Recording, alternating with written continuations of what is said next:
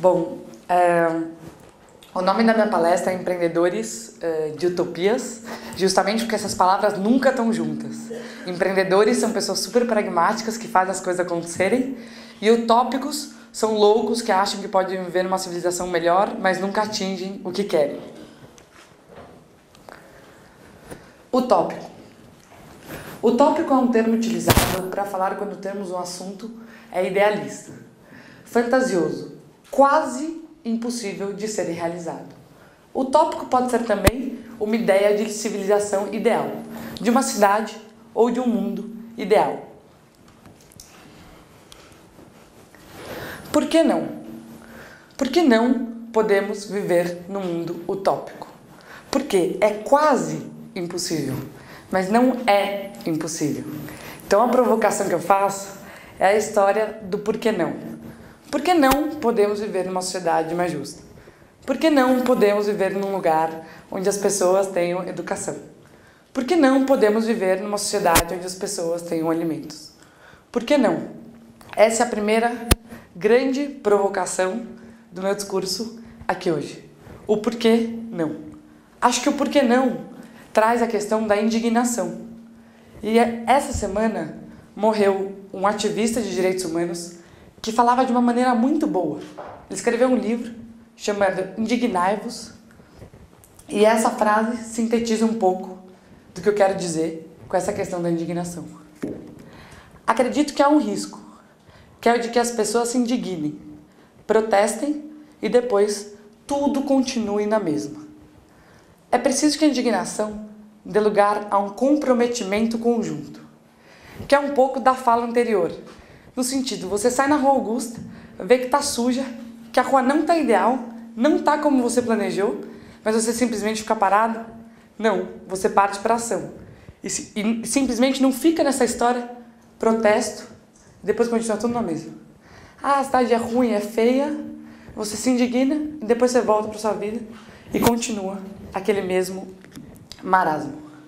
E é daí que começa um pouco a minha história e a minha indignação. Eu nasci numa família bastante privilegiada em todos os aspectos. Não tive nenhum tipo de privação, nem fome, nem falta de estudo, nem falta de amor. Realmente eu sou uma benegada porque eu tive muita abundância de todas essas coisas.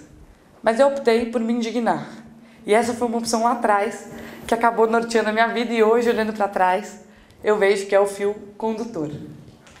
Como começou essa indignação? Quando eu era muito nova, eu fui um bandeirante, que é uma espécie de escoteiro, só que para mulher. E nas bandeirantes a gente começou a fazer um trabalho voluntário e começou a ver como o outro é importante e como por meio do servir você vem a ser. Então quando eu sirvo ao próximo, eu venho a ser alguém, mas é por meio do servir que você se torna essa pessoa. E aí continuei voluntariando muito tempo, fiz parte de uma ONG chamada Sonhar Acordado, aqui em São Paulo. Hoje em dia essa ONG está espalhada aí pelo Brasil inteiro. E tudo isso de uma maneira muito... A gente não sabia como a gente ia fazer as coisas, mas a gente fazia as coisas. Então a gente começou a levar crianças para o Hopi Hari. Pô, as crianças têm que sonhar, elas nunca foram para um parque de diversão. Crianças de comunidades muito carentes em São Paulo. E a gente falava, tá bom, 1000 crianças selecionadas. Como a gente ia levar? Não tinha ônibus. Tinha atrás de uma empresa de ônibus e alguém fazia acontecer. Aí eu pensava, gente, a gente era menor de idade, né? 16 anos.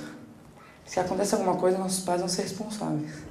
Bom, mas tá tudo bem, o cara doou os ônibus, as crianças estão lá, não vai acontecer nada, vai ajudar. Se chover? Ah, se chover todo mundo se molha, é chuva, não vai ter erro. E a gente foi sempre fazendo as coisas assim. E aí depois eu tinha que escolher a minha carreira. E eu falei, o que eu faço da vida? Só voluntariar já não era... Eu continuo sendo voluntária de várias causas, só que só aquilo não me preenchia mais. Aí eu falei, pô, eu acho que a gente gasta... Eu vejo os adultos muito estressados, chegando todo dia em casa de um dia de trabalho. Eu acho que eu preciso fazer alguma coisa que eu goste e que eu transforme o mundo por meio do meu trabalho. Porque eu pensei, a minha melhor energia vai ficar no trabalho. É onde eu vou gastar mais tempo. E aí veio o clique. Então tá, vou dar um jeito de mudar o mundo por meio do meu trabalho. Aí escolhi fazer direito. Falei, poxa, direito. Aí um monte de gente falou, pô, advogada vai ficar rica, bela profissão. E eu explicava, não, eu não quero ser advogada para ficar rica, eu quero ser advogada para mudar o mundo. A pessoa me olhava e falava, ai, jovem, né? Idealista, deixa pra lá, deixa pra lá. E na faculdade a mesma coisa. Pô, eu quero transformar o mundo por meio da advocacia, justiça e tal. E aí eu fui trabalhar na história de advocacia e lá falei no RH. Eu sei que vocês são super famosos por fazer coisas de mercado de capitais, societário e tal, mas eu quero muito essa vaga que a gente muda o mundo, essa aí de terceiro setor. E aí fui contratada, fiquei lá 5 anos e foi muito gratificante perceber que no melhor do meu dia eu não precisava ter o happy hour para ficar feliz. Ah, então tá bom, então depois do dia que você fez um negócio chato, que você não gosta, que você não acredita, para ter o seu salário no fim do mês, sem propósito nenhum maior, você vai lá e ganha o seu salário e você tem um happy hour no fim do dia. E aí eu pensei, pô, o meu happy hour é o dia inteiro. Porque lá eu fazia várias coisas que ajudavam outras pessoas a ajudarem. Então a gente conseguia eliminar para o Teleton acontecer. Aí eu falava, gente, as crianças da ACD estão andando, porque a gente conseguiu eliminar, o Teleton aconteceu, arrecadou, e as crianças andam na fábrica de prótese, a gente financia a fábrica de prótese. E isso era uma coisa muito poderosa. Uma vez veio uma senhorinha, muito humilde, falou pra gente, eu sei que vocês não vão me atender, eu sou muito, muito pobre, eu não tenho nem dinheiro para pagar o café que vocês vão me servir, e na minha comunidade todo mundo riu da minha cara quando eu disse que eu vim aqui. Mas eu acolho filho de imigrantes ilegais, que vêm escravizados da África. Sim, escravos, século XXI, é isso mesmo. E eu não tenho as licenças da prefeitura, então vão fechar a minha casa. E a gente não só ajudou essa senhora, a instituição, né, que ela trabalhava, como hoje em dia ela atende o dobro de crianças do que naquela época. Mas o que eu quero dizer, na verdade, não é que você precisa ser advogado para transformar a humanidade por meio do seu trabalho. Tem muita gente fazendo isso. O Nicoleles é um cientista que optou por estudar neurociência para fazer as pessoas, como o Marcelo Iuca, voltarem a andar. E esse é o sonho dele. E o sonho dele é que isso aconteça antes da Copa. Para na Copa do Brasil, pessoas que eram cadeirantes entrarem correndo. Tem outros cientistas que estão se dedicando a fazer bombas. Tem outros cientistas, enfim, fazendo inúmeras coisas que não vão transformar a humanidade num lugar melhor. E essa é um pouco da reflexão. Por que a gente tem que fazer do nosso trabalho um sacrifício e não um sacro ofício? Um ofício onde a gente possa transformar as coisas, independentemente da profissão, independentemente de como você atua, mas como você pode transformar as coisas num lugar melhor. E acho que hoje à tarde a gente ouviu vários desses exemplos. Paralelo ao escritório de advocacia, comecei a me envolver em vários movimentos sociais. E meu pai falava que eu tinha falta de foco. O que a gente chama de múltiplas causas, os pais chamam de falta de foco. E aí ele me ligou um dia, esse dia é super emblemático, falou assim, por isso que eu gostei de conhecer o sonho brasileiro. Porque eu falei, agora eu não tenho mais dificuldade para explicar quem eu sou. Jovem Ponte, tem um rótulo. Como a sociedade precisa de rótulo, antes eu demorava muito tempo para explicar. Aí eu falei pro meu pai, quando você acha que eu tô desfocada, vê o vídeo da Box, 7 minutos, Box 1824, uma empresa de pesquisa, que descobriu que tem 2 milhões de jovens como eu. Primeiro que eu não tô sozinha. Segundo que agora tem um jeito de me definir muito rápido. Porque ele me ligou um dia e falou assim, eu não tô entendendo para onde você tá levando sua vida e tal, porque ele sempre dá maior força, mas ele acha que tem a questão aí do foco geracional, a questão do embaixo da geração. Segundo eu te liguei, estava lá na Fiesp discutindo responsabilidade social. Na terça, eu liguei e você estava entregando cobertor para morador de rua. Na quinta, lá no debate da juventude partidária, discutindo política pública para a cidade. E agora eu te ligo, foi nesse dia, a gente estava no voto distrital, colhendo assinatura no Jardim Ângelo para mudar a legislação e tal, não sei o quê. Aí eu falei, pai, mas é isso mesmo. As pessoas que estavam no debate comigo na quinta, da juventude partidária, não necessariamente concordam com a minha posição do voto distrital. Mas elas concordam que as pessoas que passam frio precisam de um cobertor na terça-feira. Então, elas estavam comigo na terça, a gente brigou na quinta no debate e hoje algumas estão aqui, outras não. E é isso, porque acho que a gente tem que trabalhar muito em 2 planos, de maneira complementar. Um na questão do imediato, que, aquele sujeito está passando frio naquela hora, não dá para esperar o próximo inverno, talvez ele nem esteja mais lá. E, por outro lado, trabalhar para o futuro, para aquele sujeito não estar mais lá. Para que ele não precise que você entregue o cobertor. Então você entrega o cobertor e paralelamente trabalha com políticas públicas que garantam que no inverno que vem ninguém vai precisar dessa sua entrega. E aí eu comecei a me envolver em várias dessas coisas e apesar de ser muito legal, a questão da advocacia e tal, eu não aguentava mais vestir terno preto, nem escrever aqueles e-mails formais e já não me reconhecia mais. E aí entrei em crise. Falei, poxa, eu já faço um negócio com propósito, num escritório legal, eu sou paga para fazer o bem e mesmo assim eu quero pedir demissão. E carreira estável, futuro bacana, desenhado, plano de carreira. Falei, não, mas o meu negócio é passar para o outro lado do balcão, eu quero muito trabalhar numa ONG. E aí eu descobri a Endeavor. Fiquei numa mega dúvida, acho que é uma coisa também da nossa geração, a dúvida do negócio, para onde ir, porque não tem mais aquele caminho certo. Entra na multinacional, fica 30 anos e se aposenta, os caminhos são totalmente incertos, e é muito legal isso, porque você se reinventa e tem a oportunidade de trabalhar com várias coisas diferentes da que você imaginava. E aí eu fui trabalhar num lugar chamado Endeavor. A Endeavor é uma ONG focada em desenvolver o Brasil por meio do empreendedorismo. E trabalha especialmente com empreendedores de alto impacto. E está em 17 países já. E lá eu aprendi essa história do bota para fazer. Que não adianta você só ter ideia. Você tem que trazer para a prática. E a expressão que eles usam lá é bota para fazer. Foi oriunda de uma campanha que eles criaram em 2008 que a gente usa até hoje. E dentro dessa estrutura da Endeavor, eu toco um movimento global que chama Semana Global do Empreendedorismo. É o maior movimento global em prol do empreendedorismo. E agora eu vou falar de um conceito muito particular de empreendedorismo. Não é abrir uma empresa, ter um CNPJ, ou abrir uma ONG. Eu sou empreendedor social porque eu abri uma ONG, eu sou empresário porque eu abri uma empresa. É um senso de protagonismo no sentido de empreendedorismo para empreender a própria vida, empreender a sua própria história.